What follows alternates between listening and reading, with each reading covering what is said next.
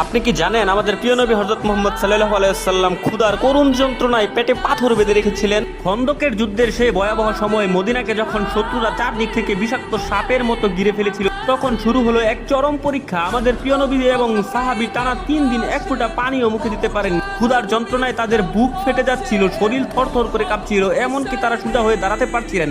এমতো অবস্থায় ক্ষুধার জ্বালায় অস্থির হয়ে এক সাহাবী আল্লাহর রাসূলের সামনে এসে দাঁড়ালেন, নিজের জামা তুলে দেখালেন ক্ষুধার জ্বালায় কুকড়ে যাচ্ছেন এবং অতি কষ্টের সহিত আমাদের প্রিয় নবী হযরত মুহাম্মদ সাল্লাল্লাহু আলাইহি সাল্লামকে দেখালেন তিনি ক্ষুধার যন্ত্রণায় তার পেটে পাথর বেঁধে রেখেছিলেন। তখন আমাদের প্রাণের নবী হযরত মুহাম্মদ সাল্লাল্লাহু আলাইহি সাল্লাম মুস্কি হেসে তার পবিত্র চাদর মুবারক তার পেটের উপর থেকে সরানোর সাথে সাথে সকল সাহাবীরা দেখে গর্জে চিৎকার করে উঠলেন, কারণ আমাদের প্রিয় নবী হযরত মুহাম্মদ সাল্লাল্লাহু আলাইহি সাল্লাম একটি নয় দুটি পাথর বেঁধে রেখেছিলেন তার পেটে। আমাদের প্রাণের নবী সাল্লাল্লাহু আলাইহি সাল্লাম এত কষ্টের মাঝে থেকেও আমাদের জন্য কেঁদেছেন। আজ আমি দেখতে চাই আমাদের প্রাণের নবীকে তোমরা